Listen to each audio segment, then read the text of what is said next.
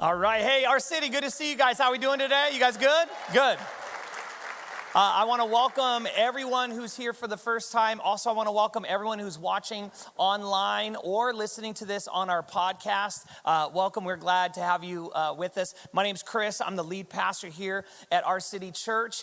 We've been in a series of talks called Get Your Life Back, talking about the different things that can kind of get out of control in our lives and get away from us and how we can get our lives back. If you have a Bible, I want to invite you to open it to Matthew chapter 16.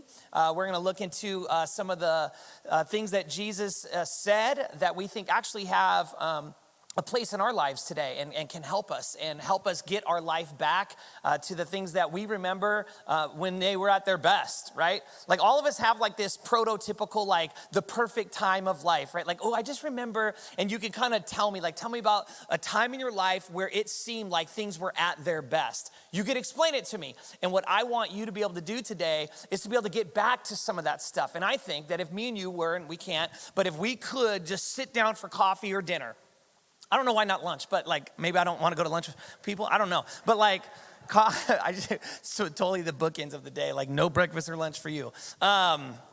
Soup, yes. I'm just keep it moving, push through it, Chris, push. I think me and you would discover there would be some things that were connected and in line with the best time of your life when you felt like you had your life kind of trucking in a good way. But here's the deal. I'm gonna tell you this, and this is a secret, but you already know it. When it's going well, you don't always know it. You only know it was going well when you look back, because you're looking back at how crappy it's going now. And you go, gosh, man, you know what? Things were a little bit better then. But it's hard to remember now. You know why? Part of it is we are so overwhelmingly busy going, being, doing, going, right? So getting our life back has to mean that there's something about the rhythm and the pace that has become normalized in our just world of speed and technology. That we have to figure out how to do something about it. Because what we can't do is just keep thinking that the powers that be, right? Those that invent technology and speed up all the chips and make everything faster, go, instant, now, go, be, go, now, be, go. Like if we think that they're somehow gonna sit back in their towers of wherever they have meetings and go, you know, I don't know if this is the best for everybody. You think they're thinking of that? They're not. They're thinking of how can we make a little bit more money out of this deal? So, which is fine. I'm all pro, like go do your thing. But you know what that means? That means it's your job, my job to figure out how do I get my life back? How do I identify what's a little off and what's missing? And I think over the last couple of weeks, we've been talking about them. Now, those of you that were here last week, Pastor Mike Meeks, the launching church of Eastlake Church, he was here with us. He preached an incredible message. We've talked about quieting the noise, right? In week 2, we talked about union with God.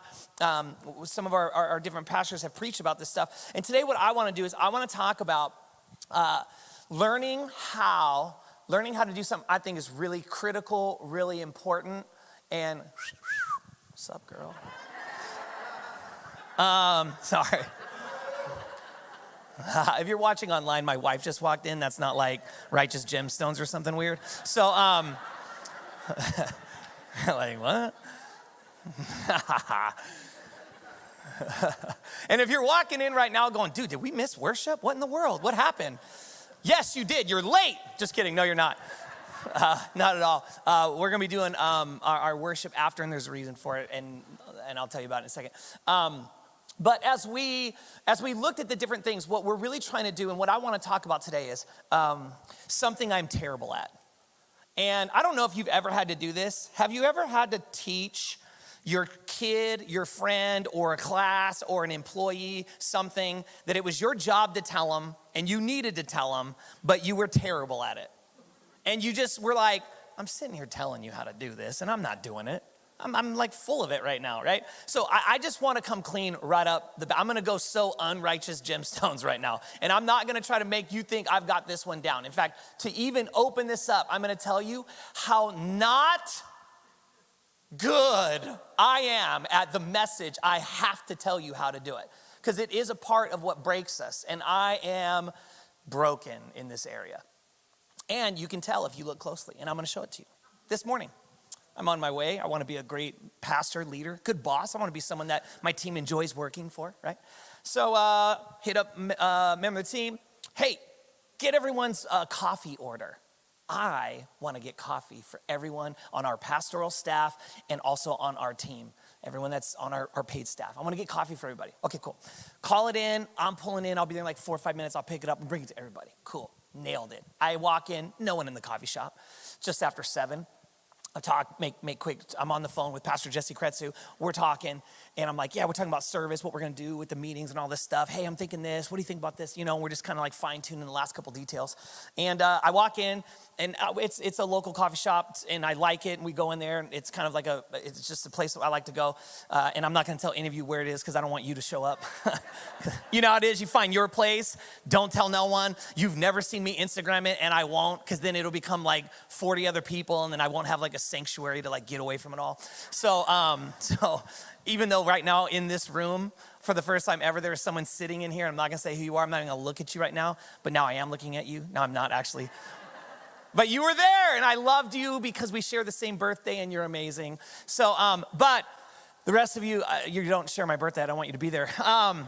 So I walk in, I say hi. They're like, oh, hey, how you doing? I'm like, oh, on my way to church. Like, oh, cool, yeah, good. We got your order. We'll be right with you. Good. I'm on the phone with Pastor Jesse. Sit down, talk to Pastor Jesse. Whoop-de-whoop, get your life back, church, life group launch. Yay, who's hosting? Pastor K, oh, great, worship. I love that song. I can't wait for church.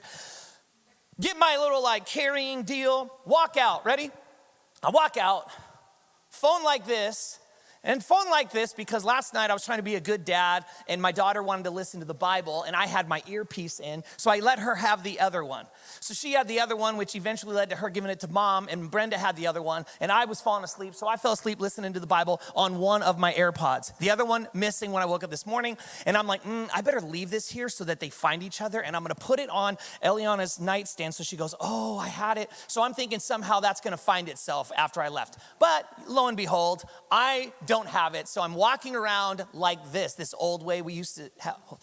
And I'm walking around like this without just an easy, so I actually can use both hands. I'm now down to one hand. I have in my other hand all of the coffee. Go get in my car.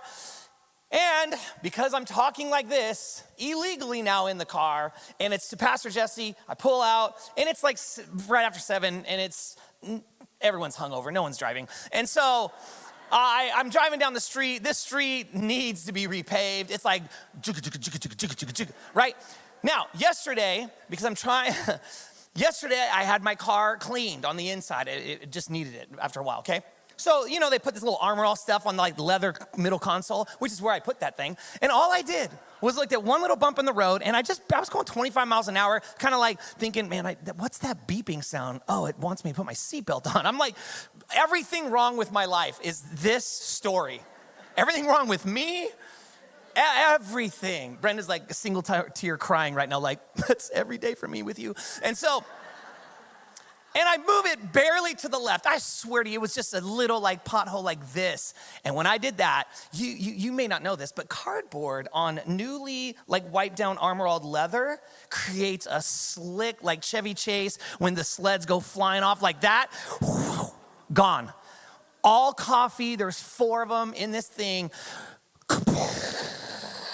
All over my nice interior. Now, it avoided me. I have 2 little like shrapnel of like coffee, and I kept this one. You can't see it very well, but like it is totally like I wiped it down and it is still beat up. It's coffee everywhere. Why? Because I am infected with the same thing that a lot of us are. I'm in too big of a hurry. I'm in too big of a hurry, and I don't know how to slow down. And anyone who makes me slow down already is afraid of me. Right? Aren't they afraid of you? They don't know they are. It's like this autopilot thing that goes, uh-oh, we're getting in her way. Right? She's driving back around in the Chick-fil-A line because we forgot her fries. And that line ain't short. right? Like there's this thing that autopilot goes on in people's lives, in our lives, that they feel this like, oh man, we're getting in your way. And we get instantly irritated, agitated, frustrated, and it just starts pouring out of us into whoever is making us do what? Slow down. Slow down. That's it. We are so bad at it. We, me, and by the way, everything I say today about this message, you need to know that there's a long line of us in this line with this problem, and all of you are way behind me. Okay? I'm first in line on today's message. You're gonna hear the way I would preach to me if I was the one sitting in here alone, because that's who I'm preaching to today. I'm looking like in the heart of this one person I know, and I'm just going, you better listen today, because I'm trying to save your soul. Not from eternity, but from a life of busyness. Too much, too many things, too much you're doing. And I said to Pastor Jay, he heard it happen. He goes, dude, what was that? I was like, bro, my coffee just went everywhere. I'm like, literally, I go down, I'm like, dude, I don't know what to do right now, man. I'm like, what do I do? He goes, stop the car, pull over, stop the car.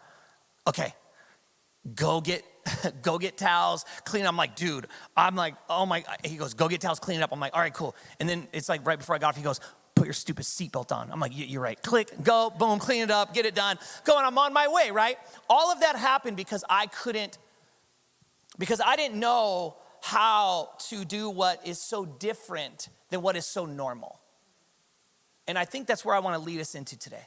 I want us to learn how to be different than what is normal. Because if we let the thing out there tell us what the pace of life ought to be, if we let them tell us, I'm late, I've got to go, then we'll be so irritated and frustrated with anyone driving too slow on the freeway, aren't you? Don't you want to fight them? Right? Thank you. I have one witness in this room. Right? And it's like, we don't know. I needed to trade my busyness. Like, what am I doing? Like, how much time am I saving? Let's go. Ready? You guys count. You stop when I say click. Are you ready? Okay, ready? Start counting. Click. What'd you get to? I don't remember. What was it? Did you even get to one? Like, it doesn't take me a long time. Okay, some of us, maybe it's click. Fine. But still, I'm saving a second. 1 second. But it's in here that it's like, I can't, you know what? I don't have time to. And so what I end up doing in the process is I fall prey to this thing where I don't know how to slow down. I can't live my life without my cell phone. I'm addicted to it. I want to live my life with it in my hand and in my life. I don't want you to raise your hand, but how many of you have texted and driven in the last week? Don't raise your hand. All of you. I didn't want to make you a bunch of liars, so I just figured I'd just be honest with you. Did you know that 5 quintillion bytes of data are created every day? 0.5% of all data is ever analyzed or even used. Did you know that? There's way too much data out there. Did you know that every 2 days, 48 hours only, that we develop as much information in 2 days today as we did between the dawn of civilization and 2003? Did you know that? We pull off the same amount of data creation in 2 days that the whole existence of civilization did up until 2003. By 2020, 1.7 million of new information will be created every second for human beings that are on earth. We cannot let our world tell us how fast we should go to keep up with all that. It's not sustainable. It's not possible. You can't be at peace, settled, not stressed. You can't have tranquility. You can't have joy. You can't live. Ready? You can't get your life back. You'll be ruled by money and more of it, convenience eating and bad habits and bad healthy choices. And we'll choose these quick go be instead of life and soul satisfying things. So we'll satisfy this quick urge and then our soul goes empty and hungry. And none of us like that trade when it's done. When it's all said and done, nobody likes the trade that they made. They go, I traded too much. I gave up too much for too little. And it's not a good trade. It's a bad trade. Jesus actually began to predict some of this stuff that he was going to suffer. And he's talking to his disciples about how to make space, how to slow it all down, how to be still, how to be quiet, how to fast, how to pray, right? How to just wait a minute. I need to slow it down here. And while he was talking to that, one of his disciples, he had 12 of them, his name is Peter. You might have heard of him if you're new to church or the Bible or getting back to it. Peter says, no, Lord, this thing should never happen to you. Like what you're saying is not what we want to see happen. And Peter, Jesus responds to him, he's like, you don't have the concerns of God. You only have the concerns of man. And what a powerful statement that is, isn't it? You don't have the concerns of God right now. You're only thinking about Peter and his concerns. How much could we just replace our own names in that phrase that Jesus said to Peter? Hey, Chris, right now, you don't have one concern of the things of God in your heart. You're only thinking of your concerns, of you. That's why you're able to react like that and excuse it.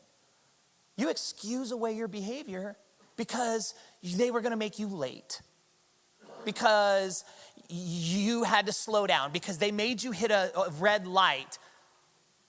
So you punch it and go through the red light to get back at the person driving too slow after you swerve around them. I can't be the only person that's ever done that. Who did I get even with? I hope this ain't too real for you. I hope you'll still respect me after today's message. But listen, we do these stupid little things and they cost, it's a terrible trade. I put my life, my family's future in danger because I don't want to wait at a 2-minute red light. That is a sickness in my heart. And scripture actually has the antidote. And I don't like to read it. I certainly don't want to preach it. And when I preach it, I want to hide everything I do from all of you. And that's part of this sickness too.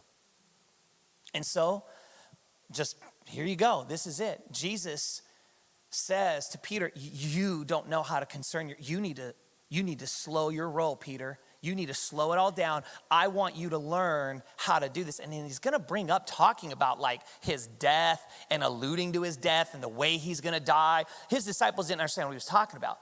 But all of this is basically like an abrupt ending to how the whole party was going. Are you ready?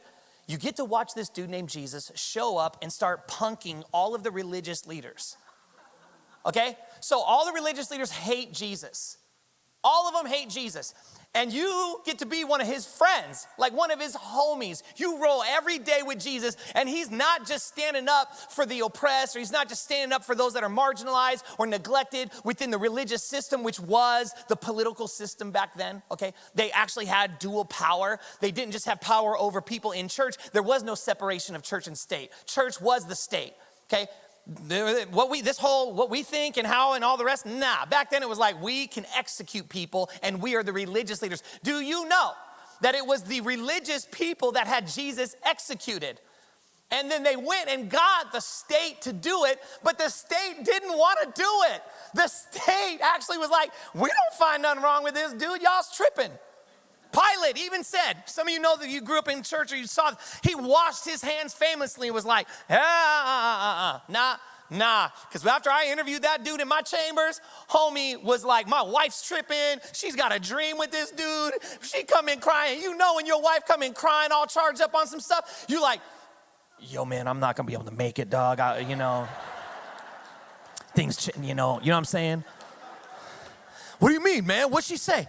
Yeah, dog, no, it's cool. Yeah, cool, thanks, man, that's awesome. Why are you talking like that? Oh, it's cool, man, it's all good, yeah. Is she right there? Yeah, man, that's crazy.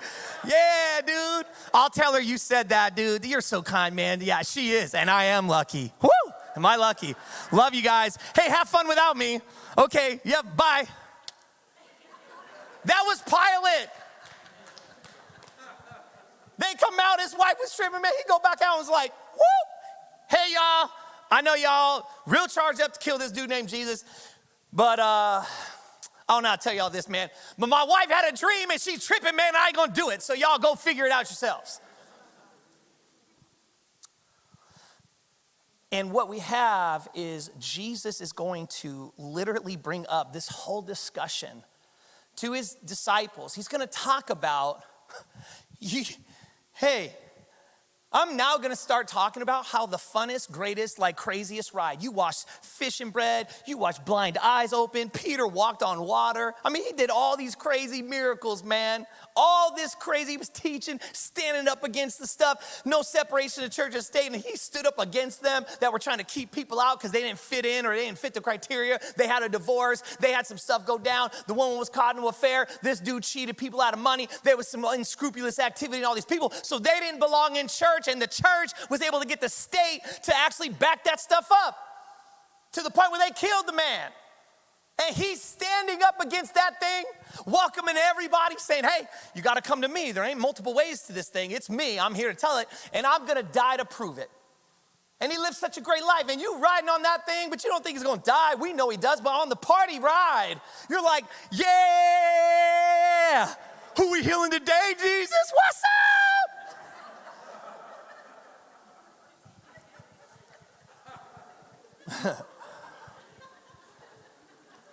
And then all of a sudden at the end, Jesus starts talking about he starts getting all weird, right? Like the person who went a little too hard on the Friday night, and they start talking weird oh, we gotta get this fool home, man. They tripping, they don't know how to do this. So Jesus starts talking about this, Matthew chapter 16, verse 24. Then Jesus said to his disciples, whoever wants to be my disciple must deny themselves. Must deny these impulses, these needs, these I've got to go, I've got to have, I want for me, must deny. I want to prove my point. I'm going to get even with them. I'm going to say this. I'm too busy. I can't slow down. I can't quiet myself. I want, where's my phone? I want to watch something. I don't want to have to listen to the thoughts in my head. I just got to do something to just pass the time. Must deny all of that if you want to be my disciple. And then he says this, deny yourself and then take up your cross and follow me.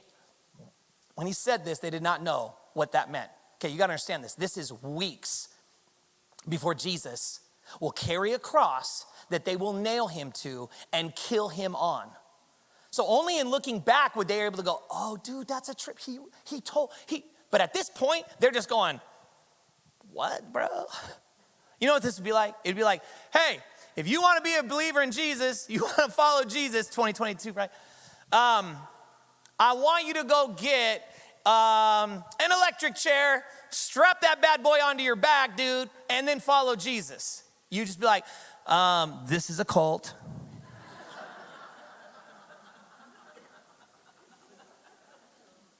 Right? But then we couldn't help it. We'd want to see the Instagram account where they're doing it. We're like, look at these people are crazy. That's what he's saying. He's like, you got to pick up your cross and follow me. Why? Because he's actually alluding to something way bigger, way bigger. He's saying, I'm going to go. They're going to put me on this cross, and there's going to come an abrupt ending to what probably any of us would have wanted their life to go like. My day will be stopped short. My day won't go good on the day that they crucify me. That morning will be hard. It's going to be difficult. But I'm going to take up my cross, and I'm going to ask you to do it too. To deny yourself, take up a cross. It will not be easy to do this thing, but it's the only way you can have real life happen in your soul, is you will have to push against all of what everything else says you ought to be doing at times. You will have to go, how do I quiet my soul? How do I turn off all the data that they're doing every 2 days that took us thousands of years to do? How can I disconnect from it without coming across like some weird conspiracy theorist? You know what I'm saying? The weird, you understand, right? Like, I don't want to be that. I don't want to lose my connection to culture. I don't want to not be able to impact people. But at the same time, I don't want to be controlled by it. I don't want to lose my life trying to gain it. And that's what he says. He says it this way. He says, for whoever wants to save their life will lose it. But whoever loses their life for me, you'll find life. He makes it unexplainably clear. All roads don't lead to life. They don't. That's what they want to tell you, that you could be in charge. You dictate the terms. You're God. You can create your own little mini religion, sprinkle a little Jesus on top of it, presto changeo, you're happy and fulfilled. But Jesus doesn't give us that option. I wish he did. Can I tell you that? There's a part of me that has friends that don't believe what I believe, and I really wish it was that way, that I could just go, hey, can I tell you what I actually think is true? That you're good, dude. Do what you want to do. Be nice to people. Be kind. Just be good enough and sprinkle Jesus in, and you're golden. Jesus doesn't give me that option. And it's actually an abuse of such a beautiful man named Jesus. Even if you don't believe in Jesus, I would say to you, if we were at coffee, kindly as I could, I think it's abusive to take a beautiful man's words and twist them to your own end.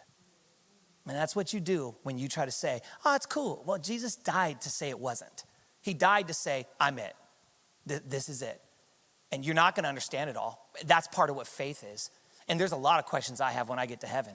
And I can't figure out everything, and I don't even want to argue everything that I know and think in the Bible. I'm not into that. We major on the majors at our city church. We are focused on Jesus and his sanctifying work on the cross that makes us right with the Father, forgives us of our sins, redeems all the broken, awful things we've done, and we figure it out as a community as we go. This is what I will tell you, that if you try to gain your life for you, you'll lose it. Practically speaking, obviously, I think it means more not about your actual life and your heartbeat ending, but I think it means that you lose the joy, you lose peace. You don't get to live. You don't have your life back. You're just going as fast as they tell you you need to go. And it's too fast, and we're not alive. We're empty. Our souls are thirsty. Our souls are hurting. We're agitated. We're easily angered. Anyone who makes me slow down, I just have this ugly, sinful, vile anger and almost sometimes like this hatred for. Like, I wouldn't care if something bad happened to you. I wouldn't want you to die. But if you got pulled over, or I don't know, man, you spilled a bunch of coffee in your car and I got to see it, I'd go, wow, what a great day it is today, baby. You know how sick that is? Oh, yeah, I didn't know I had that many sick people here. It's funny when it's that, but you know when it's not funny? When it's Eliana, my 6-year-old daughter, that gets in the way of daddy needing to be on time. When it's Brenda, and she comes into the path of me trying to gain my life, have my life, and you're in the way of my life. I'm trying to have what do you do? Instead of going, whoa, how do I lose my life? It doesn't mean I want to start being late to everything, but how do I make sure, if I don't want to be late to everything, why don't I build in 15 minutes to make sure that Eliana and Brenda have margin for me and I have margin for them? Instead of making it like, you don't get margin because I can't get up early, because I'm distracted, because I get on my phone for 20 minutes while I'm sitting on the toilet, and I give the toilet and my phone the time I could have gave my wife and my daughter, and you know I ain't the only one.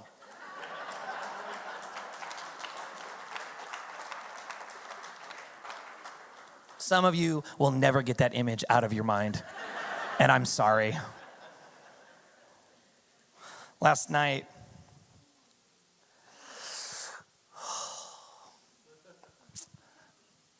my little girl last night, I picked her up, and usually we do daddy-daughter date Saturday morning, every Saturday morning, bar none. And yesterday, we want to be able to move things around. She had daddy, mommy date. They hung out. I came home.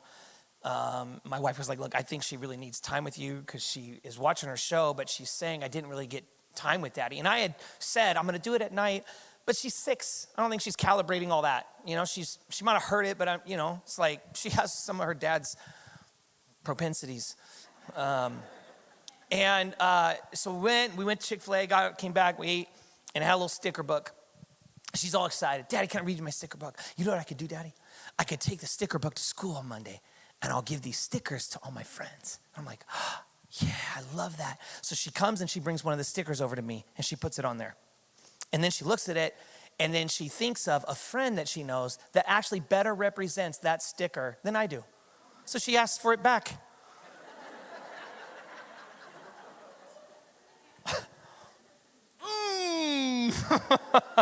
Right? I was like, oh, that's cool. She goes, and I thought it was because, like I'm getting dissed or whatever, but it wasn't. Eliana, she didn't really have a mean bone in her body. She's like her mom, genuinely sweet, loving, and kind. And so what looks and feels that way to me is like actually something else, but because I'm so jaded and jacked up and I would do something like that, I can't tell what's going on. I'm like, this feels like a different language of emotion right now. What are we talking? I don't know how to do this. Fish out of water. Gosh, push through it, Chris, push through it. You guys have no idea what it's like to deal with this brain. And she comes back over and she puts a sticker on her daddy's hand. She goes, Daddy, this one is better for you. And it says, I am strong. And she goes, Daddy, you are strong. And it made me feel so amazing inside. But I had to slow down. I wanted to go upstairs. I had something I wanted to do in my little checklist in my head, right? And I get my little like, oh, do it. You got to go now. Do it now. And she's like, and she wanted to do it. And I was like, oh, I want to go do my thing, but I think this is what I should do. Right before that, she went up to Mommy and it says, I am loved. She goes, Mommy, this belongs to you. And we slowed it all down. Nothing, was playing. We were just hanging out there. Mommy's smart enough when we're eating. She Eliana gets shows for a couple hours a week, and it's only on Saturdays. So she's getting her little fix of screen time. We really limit screen time. If you don't, you're not a bad parent, by the way. It's just us. It's because we're probably going to be so much worse than you at doing it that we're trying to figure out how to balance it all out. And that moment was slow. That moment was calm. That moment didn't have a timeline. We weren't going anywhere else. And it was in that space that we were able to find life. And we didn't lose it. And I slept with it and I kept it on my hand. And it's there for me to see as long as I can keep it.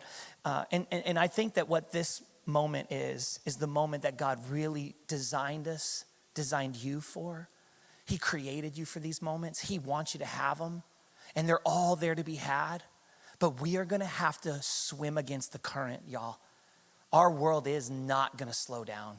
It's only, as scary as this sounds, going to speed us up. Which means we've got to do countermeasures that are so resistant. You can't stand neutral in a strong current, can you? You'll be taken by the current. What must you do? You have to resist the current and move through it, lest you be taken and swept under. What I want us to be able to do is to gain our lives, because the alternative is so bad. And Jesus makes it plain what it is. He says it this way. He says, for what good will it be for someone to gain the whole world and yet forfeit their soul?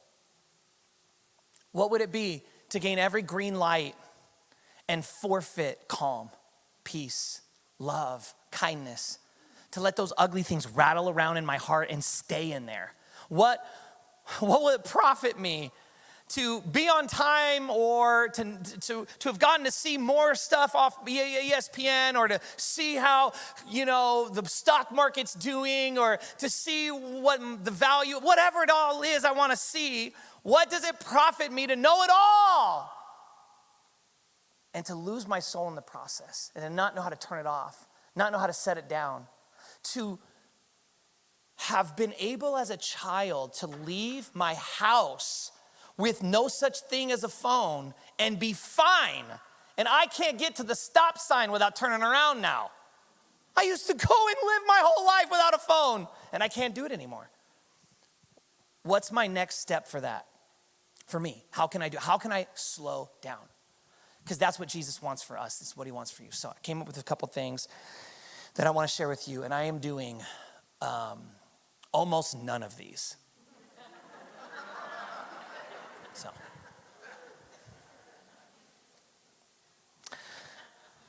As you can see on this muddled coffee cup, I kept it. They replaced it, and I gave those away when I got here, and I'm like, no, I don't deserve those new cups. I will drink out of this dirty, coffee-stained. Do you know that I will never need an air freshener in my car ever again? It will always smell perfectly like cappuccino. God help me. Here we go. Write a couple of these things down. Text them to yourself. Text them to your husband. But put in the text, this is actually for me. I'm just texting it to you so I don't forget. Then you get away with it. That's what Brenda does. Brenda will send me, oh, these are so I can find them later. I'm like, are they though? Is that really the only deal going on here? She's like, oh, I just really want to read this article about how husbands can pray for their wives. Just later, just whenever I get a chance. Don't worry about it. Just keep scrolling, honey. Don't do that. That's funny in a joke, but I don't want that. I'm just kidding. I do want that. I need it. I know my phone literally just got it. Brendan's like, I'm on it, sucker. Slowing down. How do you get your life back? How do we take this home? How do we make the right trade? How do we make the right trade? Here's a couple things. And some of these are painful, but I'm going to try them. Okay, I commit to you to try them and report back. Here we go. Come to a full stop at stop signs. I thought you were laughing, ma'am. I was like, man, she's like, bump that, dude. I'm out. I live in California, homie. It's called California Stop for a reason. Woo, woo. All right. Okay, the next one's going to be tough, but I mean, don't text and drive. The world would be a better place if every one of us under the sound of my voice, online and in person, just didn't text and drive anymore.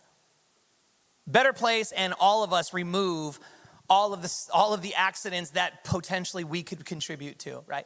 I mean, obviously it's illegal. I'm talking to me, I'm talking to us all, I'm not talking to you, but the stats are morbid. I'm gonna say them quickly and move on, but I want them to sit in your mind. It is the cause of thousands of deaths every year. Our hurry and our inability to slow down, stop, not need to know for 20 minutes is killing us as a people. We've got people who are in law enforcement that I know are watching online.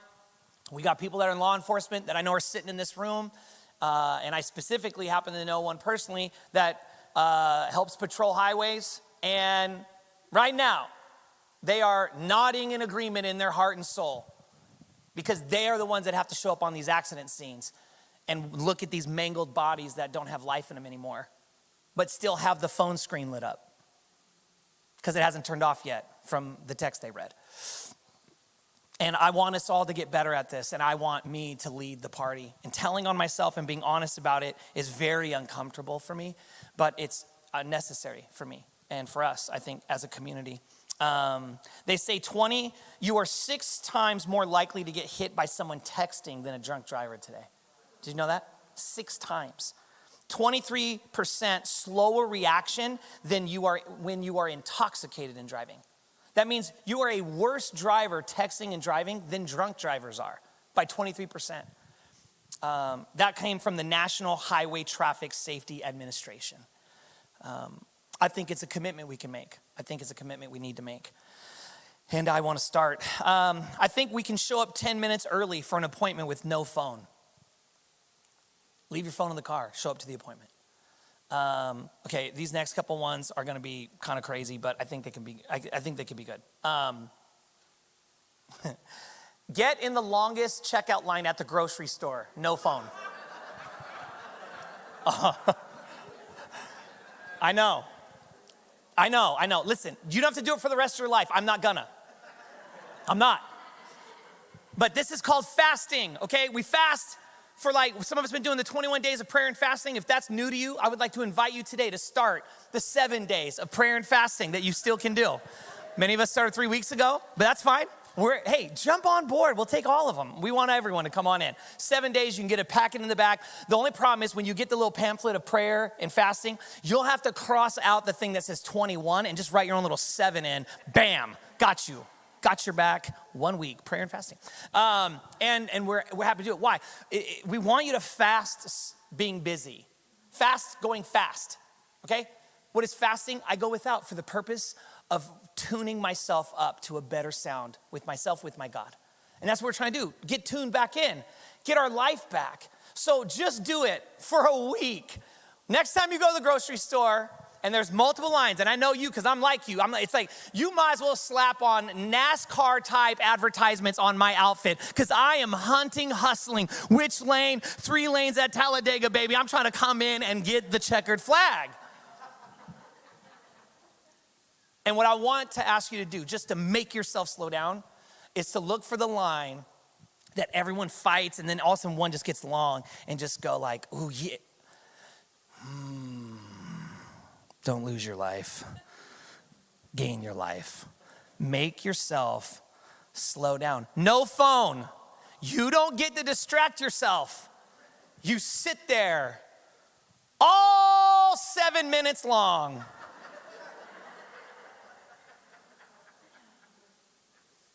And you just think your thoughts. You pray your prayers. You forget the stuff you're going to forget, and don't worry about it.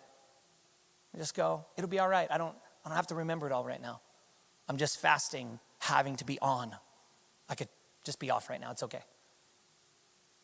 And you force yourself to face it. What am I asking you to do? To go against the normal thing our whole culture tells us to do. Just to learn how to have a little bit of margin and a little bit of patience and a little bit of okay.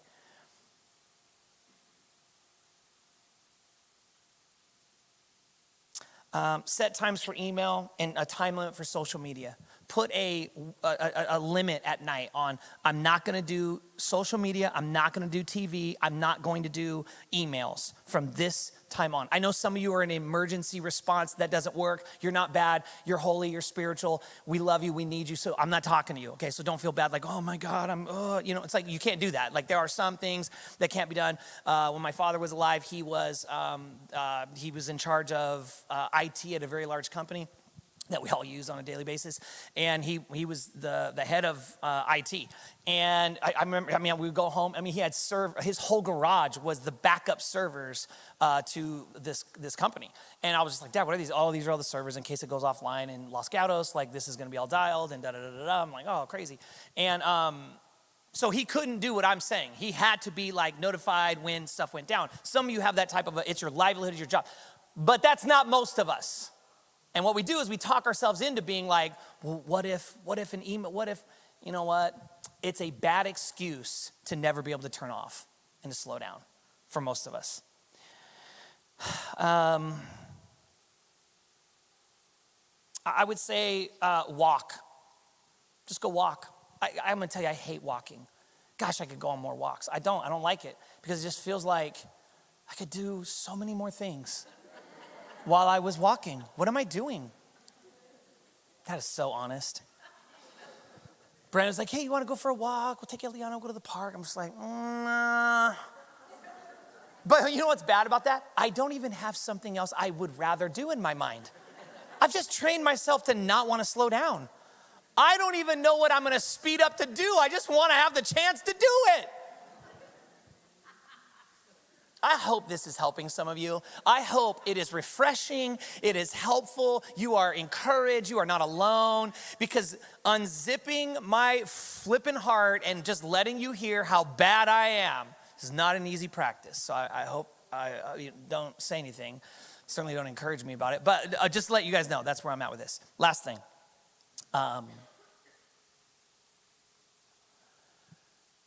Involve God in the way you start your day.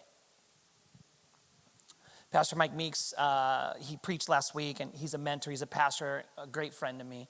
He came in a day early, we went and played golf, and we were talking about like just our rhythms, our lives, who we are, what we're doing. And one of the things that he said was, hey, here's what I want you to do. I'm going to invite the worship team to go ahead and leave their seats and kind of head on up. We're going to do a couple songs together. And one of the things that he said was, I start my day off, my wife and I start our days off. Sometimes we wake up same time, sometimes not. But here's what I say when I start my day.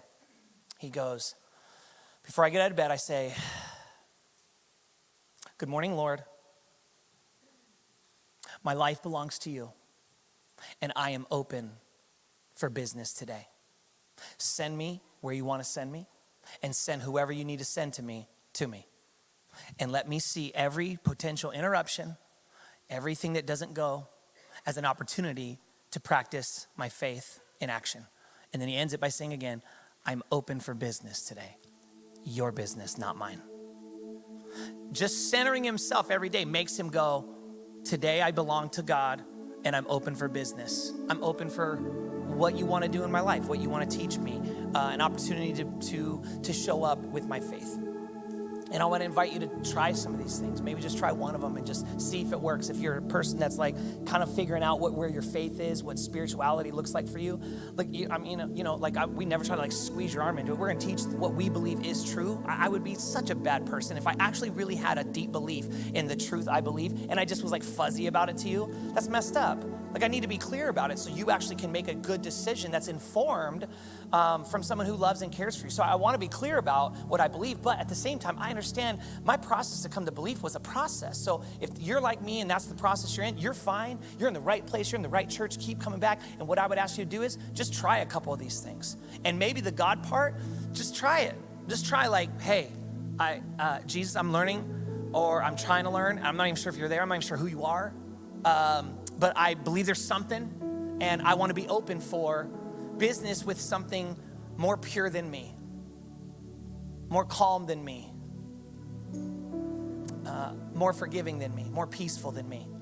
And invite him, invite God, invite his direction in your life. Now, if you're here today or you're watching online and you believe in God and his son Jesus as I do, then I would tell you, direct your thoughts to Jesus and invite him to direct your life, slow you down, and begin talking about it in the communities that you are in. If you're in a life group, I want you guys to talk about it, if you can, this week in your life groups as you guys get back together.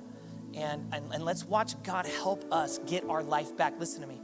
Can you imagine what would happen if we could actually just take a few of these things? What would your life look like if you could slow it down a little bit, right? Just the phone off, emails off at a certain time. What would afternoons, evenings, family, what would it be like if you could do that? Like just imagine, dream with me for a second and just go, man, how would that change the way it feels? How would that have changed the last 5 years? What would it be like if I actually didn't have all that stuff just conjure up in my heart and get all wrapped up in it? I want to experience that, and I want you to experience that too. But to do that, we have to change some things if we want some things to change. I want to pray for you. We're going to go into a time. We're going to sing 2 songs. We're going to sing one song. It's called Promises. That's the first song we're going to sing. We're going to sing this song because it talks about the song or the part of God that is faithful, and we can honor and speak to him. Then we're going to sing a song called Echo. And the song Echo is going to speak about how we could go let God, who he is, like I want it to echo in my soul. Like I want you to echo in my soul. We want to talk about the promises of God, but we also want our souls to be healthy. Those are the 2 songs we're going to sing, and then you'll be dismissed right after that. I want to pray for you. Would you bow your head and close your eyes for a moment? In fact, I'm sorry. Would you go ahead and stand up to your feet if you're here and you're able to? Online, you could just bow your heads and close your eyes. Unless you want to stand up in your living room, but that might be, I don't know what that's like. It could be weird.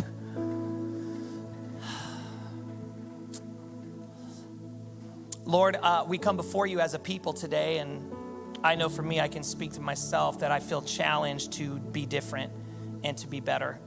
I ask today, God, that you would fill my heart, fill our heart with you. And Jesus, you just knew how to live a life of peace and calm, even in the madness of what your calling and world was like for you. And I ask that you would give us the same spirit you had, determined, ambitious, on mission, but able to slow down and stop and acquiesce to a way of being that I think we are created to be more like. Our world does not consider that. That is not going to be the consideration of our world, and I don't even know if it should be, but I think it should absolutely be of those of us who are part of the Church of Jesus. And we should model that to the rest of people so that when they watch us at games, they watch us with our family, they watch us at dinner, they come over for dinner, they go to coffee with us, they see us interact with our wives, they drive with us in the car. When all those things are happening and we bring our other friends, they should be able to look at us and go, well, that's different. And that can't happen if you don't help us. We are seeped, we are bathed, we are just basked in this hurry up culture, and it ain't slowing down. So we just need you, God. So we slow down right now. We slow down what we are doing and going and being and having to speak about, to sing about, to listen to about who you are. And we ask that you would fill our souls with that. And I do pray that, God, that promise of who you are would fill us, and then it would echo out of our hearts this week as we look to slow our souls down as they get more and more full of you. I pray this over our church today, Lord. Two. Oh, worship you, Lord. Give you all the honor, Lord. You're so faithful to us, God. You are faithful. God of Abraham, you're the God of covenant and faithful promises. Time and time again, you have proven you do just what you say. Though the storms may come and the winds may blow, I'll remain steadfast and let my heart learn when you speak a word, it will come to pass. Great is your faithfulness to me. Great is your faithfulness to me. From the rising sun to the setting same, I will praise your name. Great is your faithfulness to me.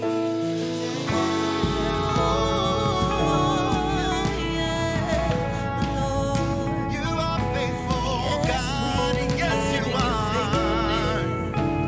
Oh, come on, help us sing, everybody in this room. God from age to age. God from age to age, though the earth may pass away, your word remains the same. Your history can prove there's nothing you can't do.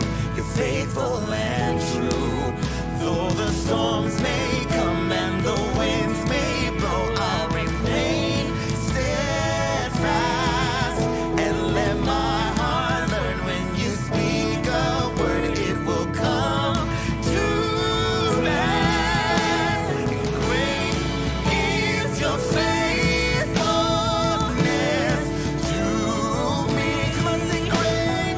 Great is your faithfulness to me. From the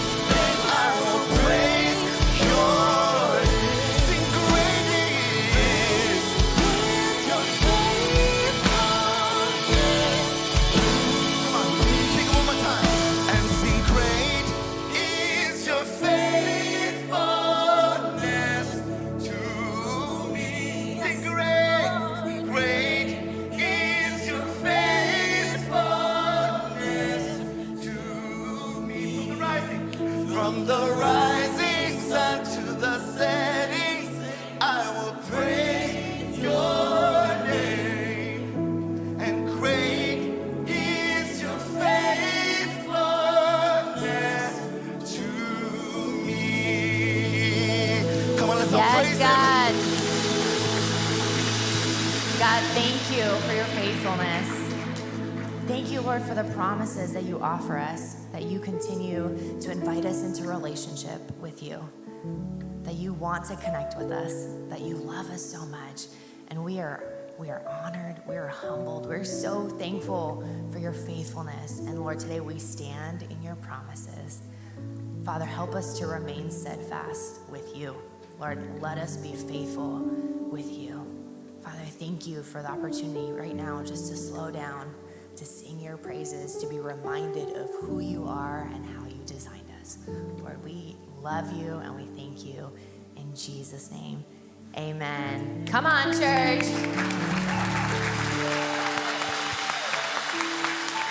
So good. Hey, we have one more song that we're going to close with. And this one, we want to hear your energy. We want to hear your clapping. We want to go out of here celebrating. Let's go. And I just love that more of you are here for worship now. Yes. I go, all of you. Come on, clap your hands with us.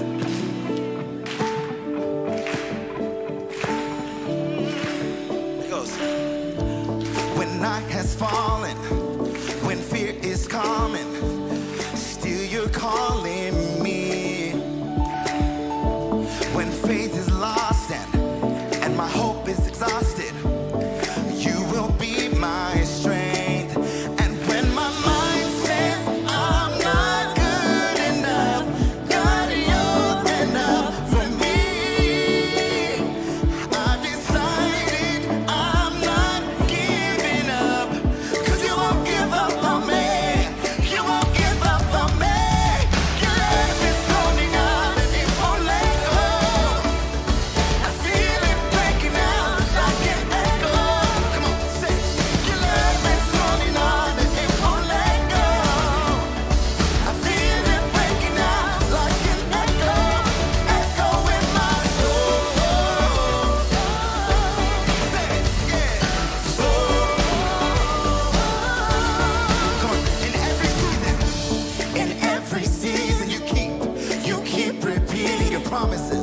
Promises to me. Come on, now those are stopping.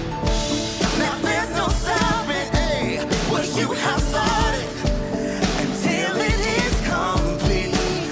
And when my mind says I'm not good enough, God, you're enough for me. Well, I decided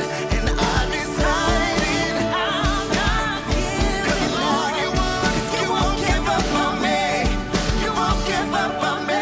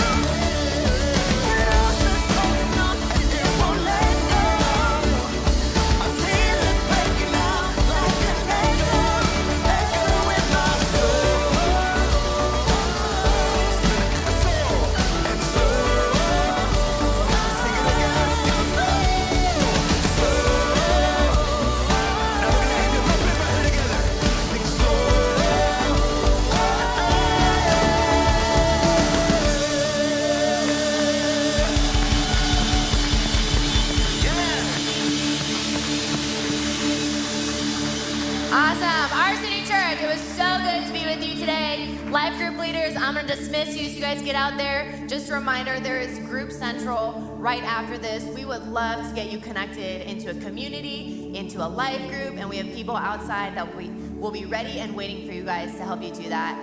Hey, what a great message, encouragement today to slow down, even as you go out into the plaza, just to slow down, have a conversation, slow down, and to be good to each other. Thank you guys so much. Have a great week. I'll see you outside.